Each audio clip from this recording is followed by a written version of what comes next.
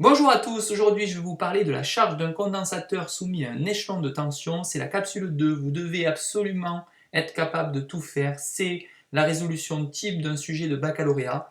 Donc on va s'intéresser à toutes les questions qu'on peut retrouver dans un sujet sur la charge d'un condensateur soumis à un échelon de tension. C'est parti, donc vous reprenez tout correctement, vous utilisez des codes couleurs et vous utilisez aussi des schémas un tiers de page. Donc la méthode de résolution, donc ça c'est les questions classiques qu'on retrouvera, vous indiquerez le sens du courant, représentez les flèches tension, vous appliquerez la loi d'additivité des tensions dans un circuit électrique, vous retrouverez l'équation différentielle d'ordre 1 en UC de T, vous allez pouvoir aussi représenter l'évolution de la tension au bord du condensateur qu'on appelle ici UC de T en fonction du temps.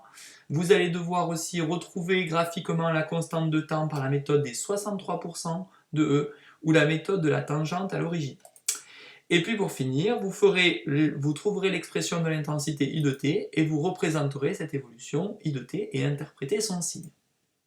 Bon, écoutez, donc le circuit que vous allez souvent avoir à étudier, c'est celui-ci, c'est celui de la charge d'un condensateur. Donc on parle initialement d'un condensateur qui est tout simplement déchargé, indiquer le sens du courant. Donc la première chose à faire, c'est on indique le sens du courant, et évidemment il est dans le même sens que celui du générateur, puisque c'est lui qui délivre le courant.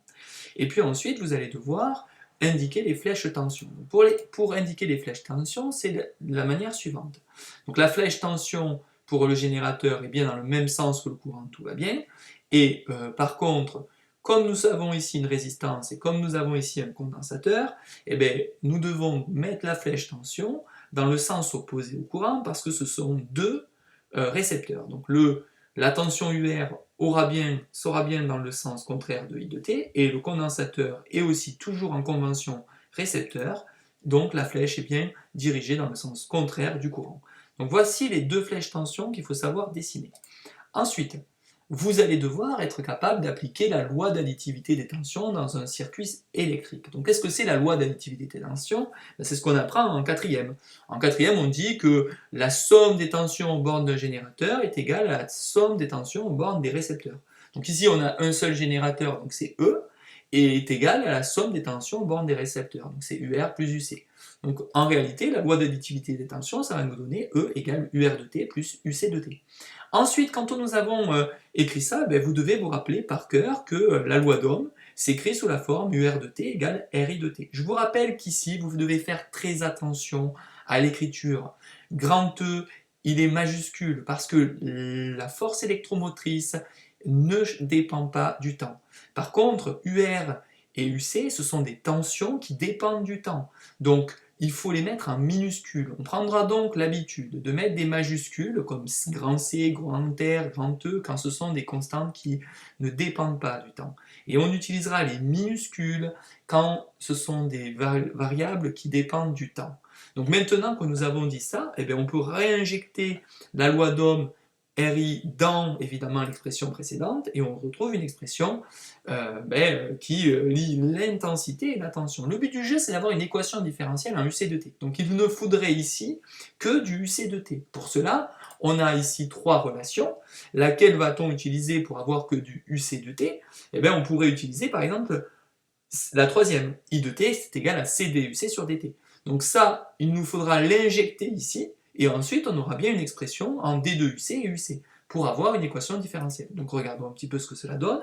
On reconnaît un terme dérivé une fois et un terme juste à côté non dérivé.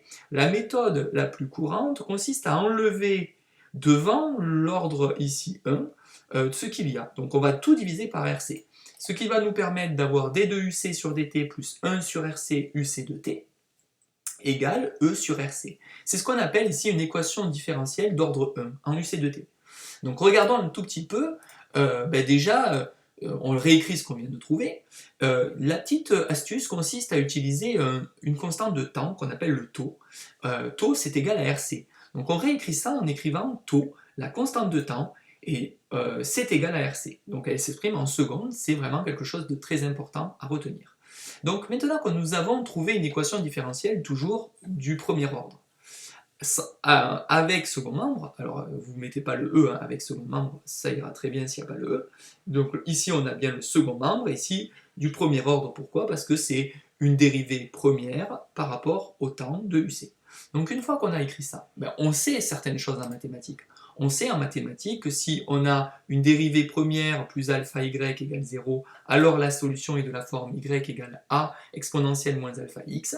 Ça, c'est à savoir par cœur. On appelle ça une équation différentielle du premier ordre sans second membre. Si nous avons une forme un peu plus complexe, c'est-à-dire avec un second membre, c'est ce qu'on appelle ici le bêta, et bien alors la solution s'écrit sous la forme y égale a fois exponentielle moins alpha x plus b, avec b égale toujours bêta sur alpha. Donc ça c'est facile à retenir, tout ça c'est à savoir par cœur, c'est des maths. Ensuite, nous allons revenir évidemment en physique. En physique, on résume l'équation différentielle telle que, donc on reprend l'équation différentielle qu'on avait trouvée tout à l'heure, et on essaye de appliquer ce que nous avons appris en mathématiques. Donc pour cela, on sait que c'est une équation différentielle du premier ordre avec second membre. Pourquoi? Parce qu'on reconnaît quelque chose ici, le fameux bêta, et qu'on peut retrouver sous cette forme. C'est-à-dire ici, on reconnaît que c'est le fameux alpha, et ici, on reconnaît que c'est le fameux bêta. Et nous avons appris par cœur notre cours, c'est-à-dire qu'on sait qu'en mathématiques, ça fera une forme y égale a exponentielle moins alpha x plus b. Mais alpha, c'est 1 sur tau ici. Donc on réécrira sous cette forme uc de t, c'est égal à a exponentielle de moins t sur tau plus b. Parfait, une fois qu'on a écrit ça, l'important c'est de retrouver b, puisque b c'est bêta sur alpha, mais bêta on le connaît, c'est e sur tau, et alpha c'est 1 sur tau. On peut donc faire tout simplement le rapport, b c'est bêta sur alpha, c'est-à-dire e sur tau sur 1 sur tau. Ce qui nous fait tau e sur tau, on peut les simplifier, on trouve e. Donc b égale e. Ce qui nous permet alors d'arriver à une équation dont la solution est de cette forme. Pour trouver a, quelle que soit la méthode, a se fait toujours, quelle que soit la charge ou la décharge, a se trouve toujours de la même manière. On utilise les conditions initiales. A, si c'est les conditions initiales, nous les avons écrites en vert. Ce n'est pas anodin. Nous, les conditions initiales, c'est comme pour les équations horaires, on a tout écrit en vert. Donc c'est parfait. On peut reprendre, la constante a se détermine d'après les conditions initiales à t égale à 0. Donc regardons ce que cela donne. Je réécris donc uc à t égale à 0, c'est égal à, je laisse un blanc, et je regarde ce que ça fait. Donc cette partie-là, c'est la solution mathématique à t égale à 0. Et cette partie-là, c'est la solution physique à t égale à 0. Vous devez réagir comme ça, et tout le temps procéder de cette manière pour ne pas vous tromper. Donc maintenant, je vais expliquer qu'on remplace l'expression mathématique, c'est-à-dire celle-ci, en mettant 0. Donc je vais pouvoir remplacer par 0 ici. Et quand le condensateur est déchargé, sa tension est toujours nulle. Donc ça, c'est quelque chose à savoir. Si vous avez un condensateur déchargé, sa tension à ses bornes est nulle. Donc maintenant, je ne peux remplacer. Donc j'ai a fois exponentielle moins 0 plus e égale 0. Or, comme exponentielle moins 0, ça fait 1, et bien on trouve alors a égale moins e. Parfait. Ce qui veut donc dire que je peux remplacer maintenant, en factorisant par e, uc de t, c'est égal à e, facteur de 1 moins exponentielle de moins t sur tau. Donc ici, j'ai remplacé par moins e, et j'ai factorisé pour retrouver cette expression qu'il faut savoir retrouver sous cette forme. Une fois qu'on a fait ça, on va s'intéresser maintenant à tout simplement tracer cette fonction. Donc pour cela, il faut utiliser les limites. Donc les limites, c'est quoi? Il y a deux limites ici possibles, soit on se met à t égale à 0, soit on se met quand t tend vers l'infini. Donc commençons par t égale à 0. Donc uc à t égale à 0, on a e facteur de 1 moins exponentielle moins 0, or ça fait 1, et 1 moins 1, ça fait 0. Et on retrouve ce qu'on sait, c'est qu'un condensateur initialement déchargé a une tension nulle, ouf, on retrouve bien 0. Et puis ensuite, on peut se dire, qu'est-ce qui se passe quand t tend vers l'infini? Eh bien, on va faire tendre cette expression vers l'infini, ça va nous donner donc e facteur de 1 moins exponentielle moins l'infini, mais exponentielle moins l'infini, en mathématiques, on sait que ça fait 0. Donc on trouve e. Pour tracer la fonction ensuite, c'est facile. J'aurais écrit les deux résultats que je viens de trouver, je vais indiquer les asymptotes et la valeur à t égale à 0. Donc la valeur à t égale à 0, c'est 0, et la valeur quand t tend vers l'infini, c'est une asymptote qui tend vers e. Donc on aura une fonction de croissance exponentielle qui sera sous cette forme.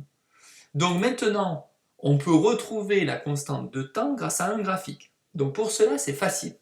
Vous allez devoir utiliser la méthode qu'on appelle la méthode des 63% de E pour la charge. ou méthode de la tangente à l'origine. Donc attention, la méthode, elle change si c'est la charge ou la décharge. C'est 63% de E pour la charge, 37% de E pour la décharge. Par contre, c'est la méthode de la tangente à l'origine, marche toujours, mais elle sera jamais à privilégier. On préférera 1000 fois la méthode des 63%, parce qu'il est très délicat de faire une tangente, alors que 63% de E, c'est très facile. Ici, si vous avez une tension E égale à 5 volts, ben vous prenez avec votre calculatrice 63%, c'est-à-dire 0,63 fois 5 volts, et vous trouverez une valeur. Et vous pouvez retrouver donc en abscisse la valeur de taux. Ou alors la méthode est tangente, comme je l'ai dit, mais ce n'est pas une méthode très performante, puisque réaliser une tangente à l'origine ici, c'est très délicat. Une fois que nous avons fait ça, on va aussi être capable de trouver maintenant l'expression de l'intensité I de t. Donc c'est notre 7e point. Pour cela, on utilise ce qu'on a appris. I égale C dUC sur dt. Or, UC, on le connaît. UC, c'est UC de t égale E facteur de 1 moins exponentielle moins t sur taux.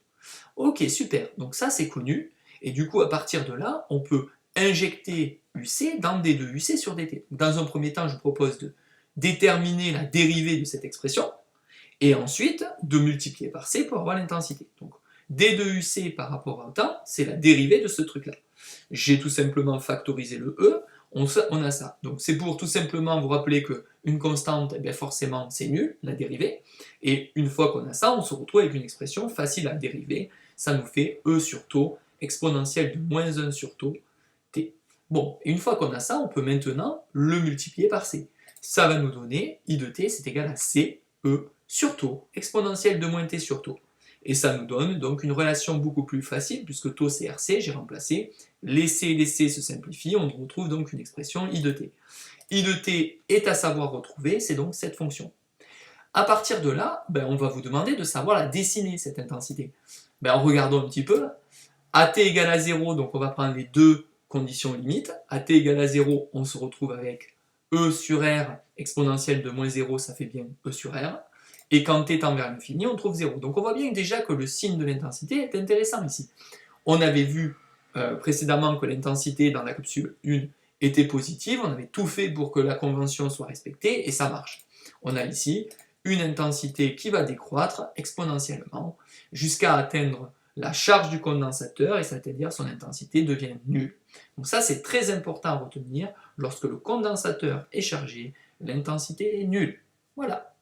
La capsule vidéo est terminée, je vous propose maintenant de tout reprendre, de tout réécrire, et je vous souhaite bon courage, il vous reste une toute dernière capsule, c'est la capsule 3.